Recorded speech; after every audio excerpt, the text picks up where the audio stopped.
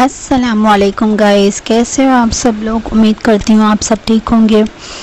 तो आज हम रीड करने वाले हैं पीरे कामिल की 5th एपिसोड। इससे पहले मैं आपसे कुछ बोलना चाहती हूँ। आप लोग जान ही गए होंगे मैं क्या बोलना चाहती हूँ, तो प्लीज़ समझदार हो आप लोग, तो समझ कर भी फिर आप लोग क्यों नहीं कर रहे हो यार। लाइक कर दो, सब्सक्राइब कर दो, सब्सक्राइब याद से कर दो एंड कमेंट्स करके मुझे बताओ मेरे रीडिंग में क्या गलती है, क्या इम्प्रूवमेंट चाहिए।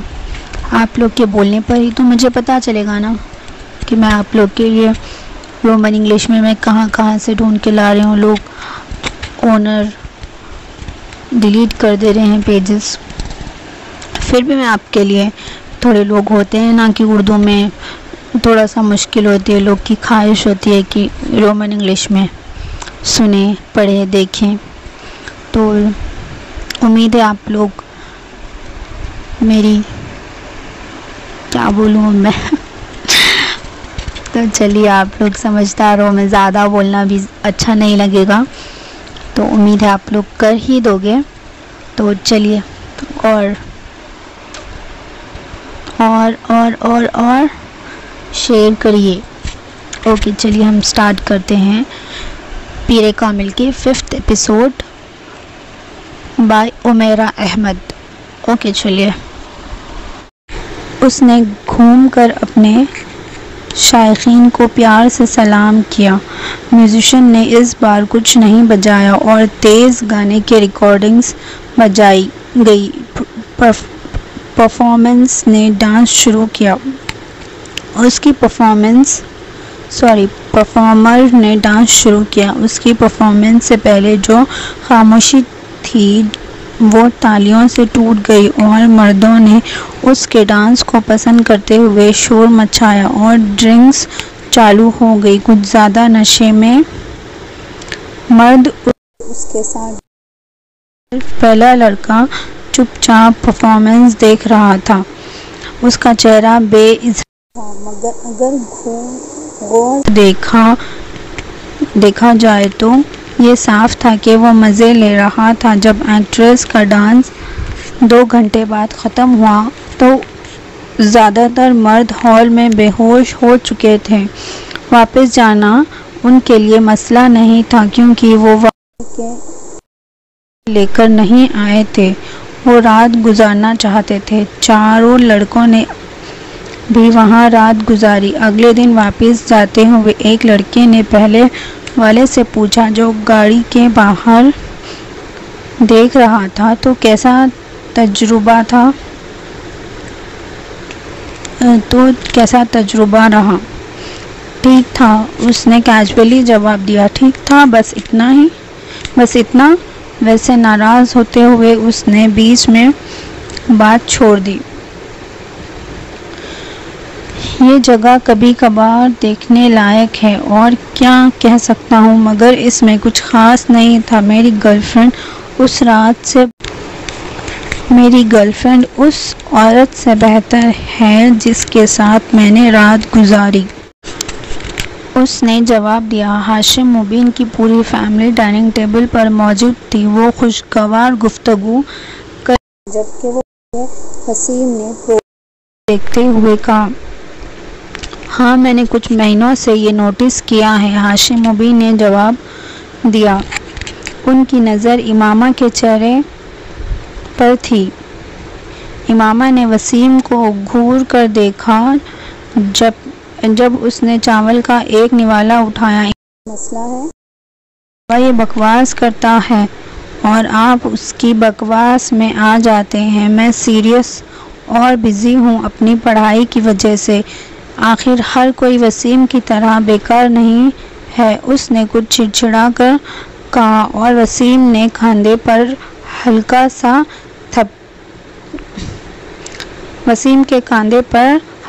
थपक दी। बाबा, ये डॉक्टर बन जाएगी तो क्या बनेगा अगर इसने अपनी पढ़ाई के शुरुआती सालों में ही ये हाल है। वसीम ने मजाक उड़ाते हुए कहा। मिस इमामा हाशिम को मुस्कुराने में साल लग जाएगा।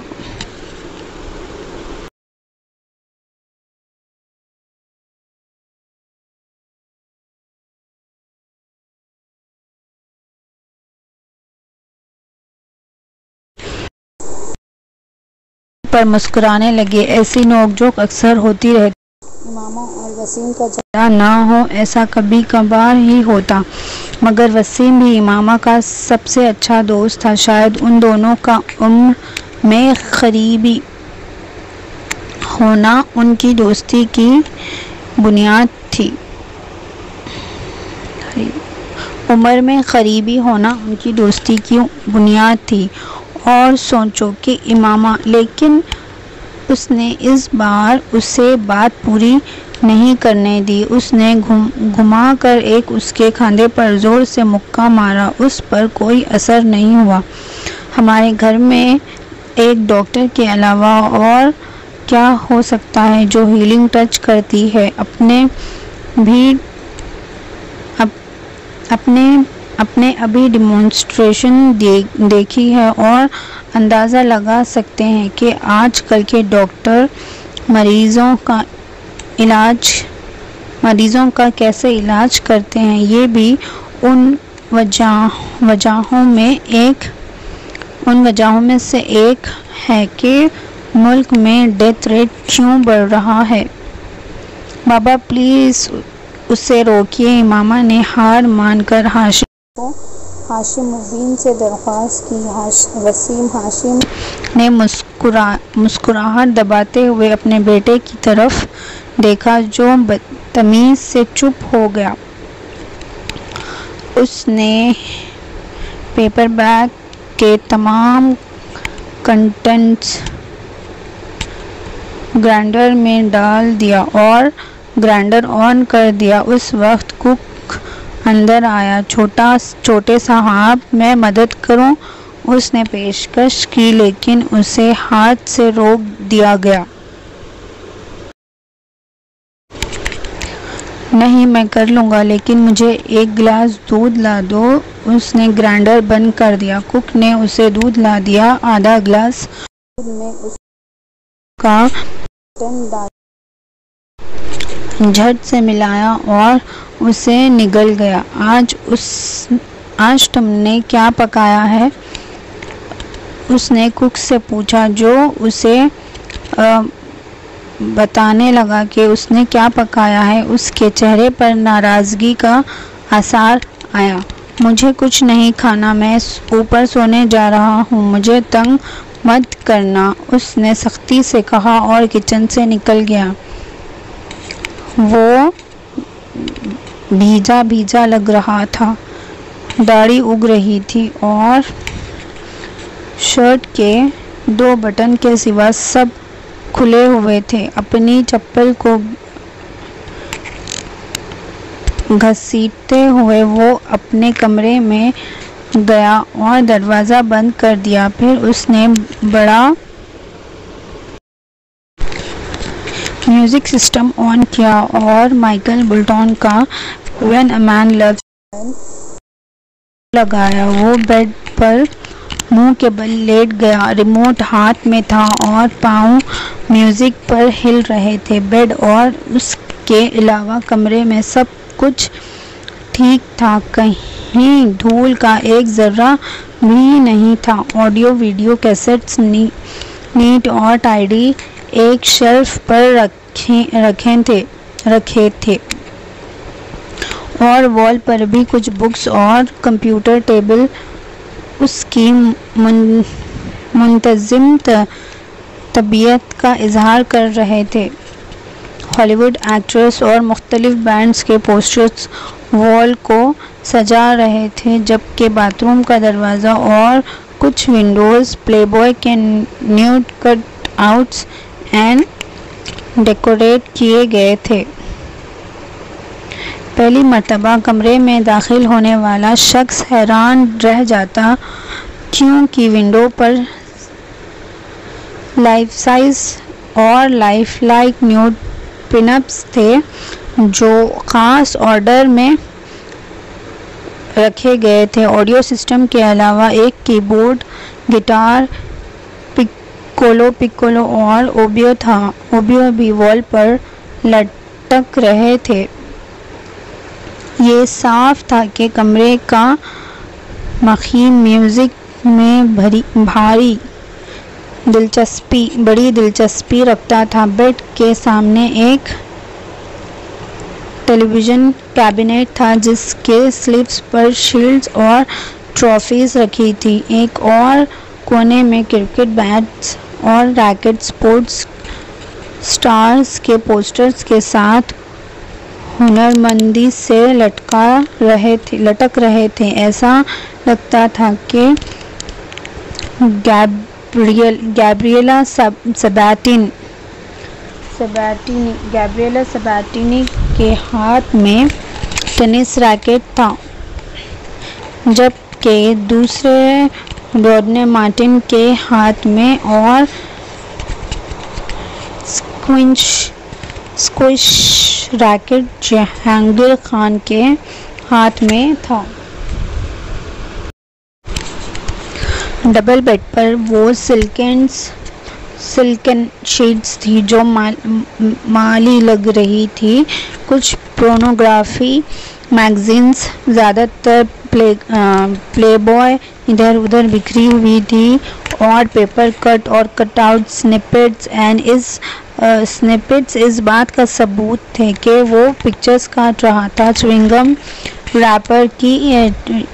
रैपर, एक खाली टॉफ़ी मग, 2 लेंस का पैकेट और लाइटर, एक एस्ट्रे और इधर उधर बिखरी हुई राख ने वाइट सिल्क शीट पर दाग डाल दिए थे। कहीं घड़ी थी और एक टाई और पिलो के पास एक सेलफोन था जहां वो शख्स मुंह के बल लेटा था, शायद आधा सोया हुआ था। जब उसका हाथ बेड पर फ़ोन ढूंढता रहा जो बज रहा था।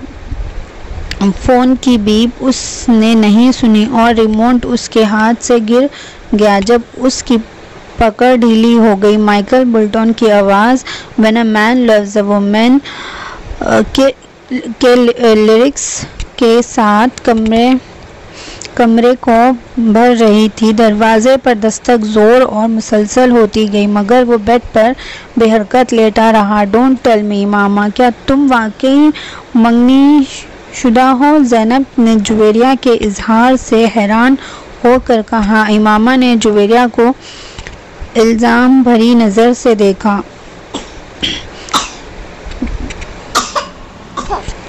जो शर्मिंदगी से उसे देख रही थी। उसे मत देखो, मुझे देखो और बताओ कि क्या ये सच है कि तुम्हारी मंगनी हो चुकी है? ज़ैनब ने इमामा से सख्ती से पूछा। हाँ, लेकिन ये कोई ऐसी एक्स्ट्राऑर्डिनरी या हैरत अंगेज़ बात नहीं कि तुम इतनी रिएक्शन दो। इमामा ने पुरसुकून जवाब दिया। वो सब लाइब्रेरी में बैठी थी और पूरी कोशिश कर रही थी कि आहिस्ता बात करे, लेकिन कम से कम तुम्हें हमें बताना चाहिए था। ये क्या बड़ा राज था? राबिया ने कहा। कोई राज नहीं और ना ही ये इतना ज़रूरी है। वैसे भी हमारी दोस्ती अभी हाल ही में हुई है और ये मंगनी सालों पहले हुई थी। इमामा ने वजाहत की। पुराना तुम्हारा मतलब है सालों पहले? मेरा मतलब है 2 या 3 साल पहले, लेकिन फिर भी तुम्हें हमें बताना चाहिए था। ज़ैनब ने ज़ोर दिया। इमामा ने उसे मुस्कुराहट दी। जब मेरी दोबारा मंगनी होगी तो ज़रूर बताऊंगी, चाहे किसी और को बताऊं या नहीं। बहुत मजाक। ज़ैनब ने उसे घूर कर देखा। कम से कम हमें उसकी तस्वीर तो दिखाओ। वो कौन है? उसका नाम क्या है? वो क्या करता है? राबिया ने हमेशा की तरह एक सांस में सवाल बरसा दिया। वो मेरा पहला कज़न है। उसका नाम अजद है, इमामा ने धीरे से कहा और सोच में पड़ गई। उसने अपना MBA मुकम्मल कर लिया है और अपना खुद का बिजनेस चलाता है। वो दिखता कैसा है? ज़ैनब ने पूछा। इमामा ने उसे घूर कर देखा। वो ठीक है, मैं तुमसे पूछ रही हूँ कि क्या वो टॉल, डार्क और हैंडसम है? इमामा ने ज़ैनब को बिना कुछ कहे मुस्कुराहट दी। जुवेरिया ने उसकी तरफ से जवाब दिया, ये इमामा की चॉइस है, वो काफ़ी अच्छा दिखता है। हाँ, हमें पता होना चाहिए, आखिर वो इमामा का पहला कज़न है। अब इमामा, तुम्हारा अगला काम है हमें उसकी तस्वीर दिखाना। ज़ैनब ने हुक्म दिया। नहीं, उसकी पहली जिम्मेदारी है हमें ट्रीट देना। राबिया ने दखल दिया। लेकिन अब चलो, मुझे हॉस्टल जाना है। इमामा उठ खड़ी हुई और वो सब साथ निकल गई। बाय द वे जुवेरिया, तुमने पहले हमें ये बात क्यों नहीं बताई? ज़ैनब ने उससे पूछा।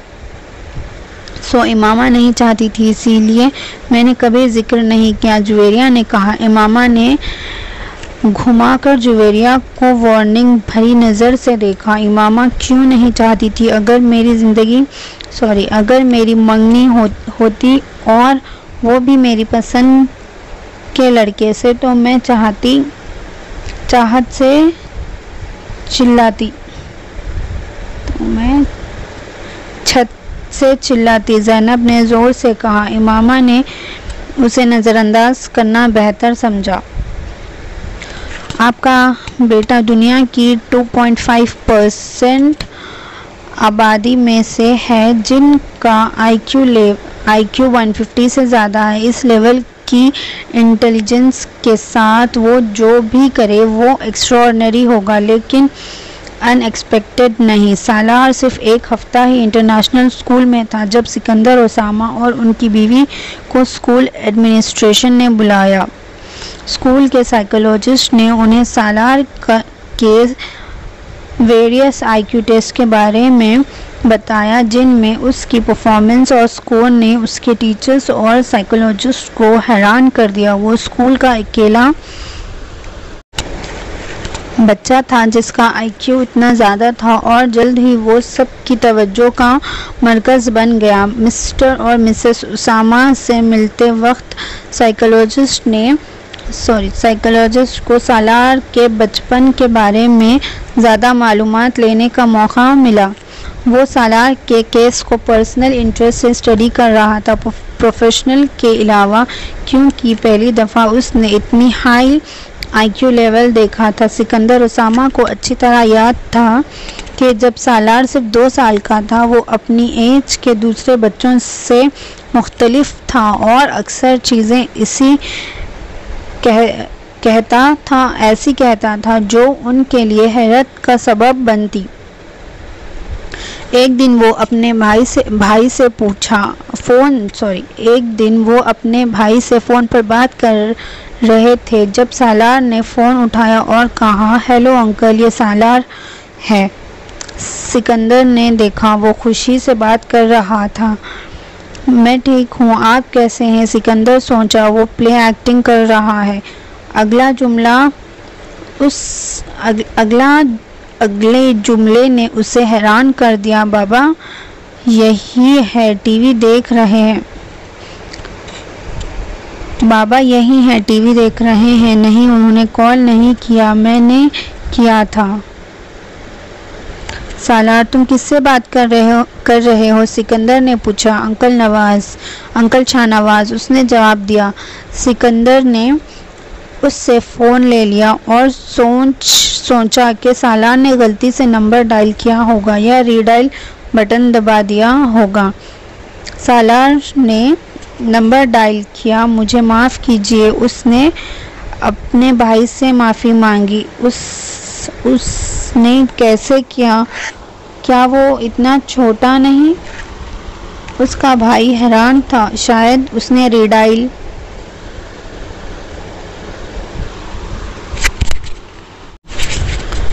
बटन गलती से दबाया होगा। सिकंदर ने फ़ोन बंद कर दिया और वापस रख दिया। सालार, जो ये गुफ्तगू चुपचाप सुन रहा था, वापस फ़ोन उठाया और शाहनवाज का नंबर बिल्कुल तरतीब से डायल किया, बिल्कुल जैसे कोई बड़ा करता। सिकंदर हैरान था। उसने एक्सपेक्ट नहीं किया था कि एक 2 साल का बच्चा ऐसा कर सकता है। सिकंदर ने उसकी माँ को बुलाया। मैंने इसे नंबर्स नहीं सिखाए, उसने कहा।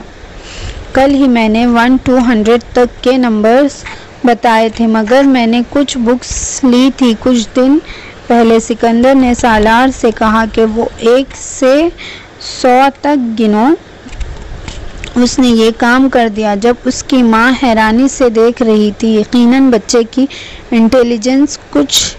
इंटेलिजेंस उसके एज के लिए बहुत आगे थी, इसलिए उसे स्कूल में अपने सिबलिंग्स से पहले ही एनरोल करवा दिया। वो स्कूल में भी बहुत अच्छा था। इस बच्चे को आपकी ख़ास तवज्जो की ज़रूरत है, क्योंकि ऐसे बच्चों को एवरेज इंटेलिजेंस से ज़्यादा होती है।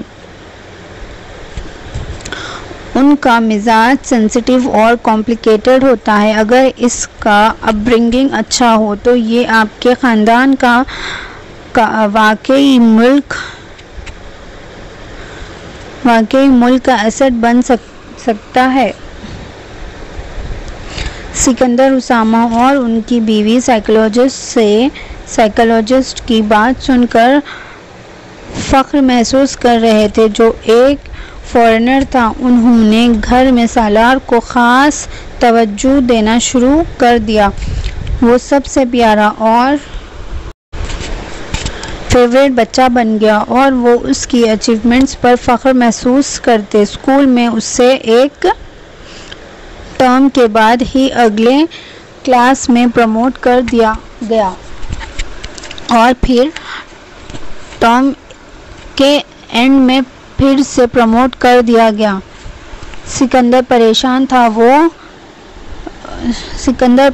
था। वो नहीं चाहता था कि सालार सिर्फ 8 और 10 साल की एज में ओ लेवल्स और ए लेवल्स दे। इसकी प्रोग्रेस की स्पीड देख कर ये मुमकिन लग रहा था। मुझे चाहिए कि आप मेरा बेटा 1 साल पूरी क्लास में रहने दे, पहले उसे अगले लेवल पर प्रमोट करें। मैं नहीं चाहता कि वो अब नॉर्मल स्पीड से अपने एकेडमिक करियर में आगे बढ़े, और आप उसके सब्जेक्ट्स और एक्टिविटीज़ बढ़ा सकते हैं, मगर उसे नॉर्मल प्रोग्रेस करने दें। तो 50 एपिसोड यहाँ पे ख़त्म करते हैं। तो आप लोग मुझे कमेंट्स में बताना ना भूलिए कि मेरी रीडिंग आप लोगों को पसंद आ रही है या नहीं। एंड सब्सक्राइब याद से करिए आप लोग please. It's a humble request. आपका 1 लाइक, 1 कमेंट और 1 सब्सक्राइब मेरे लिए बहुत बहुत बहुत ज़्यादा मोटिवेशनल होगा। तो चलिए इसके पीरे कामिल के 6th एपिसोड में मिलते हैं। चलिए अल्लाह हाफ़िज़। दुआ में याद रखिए।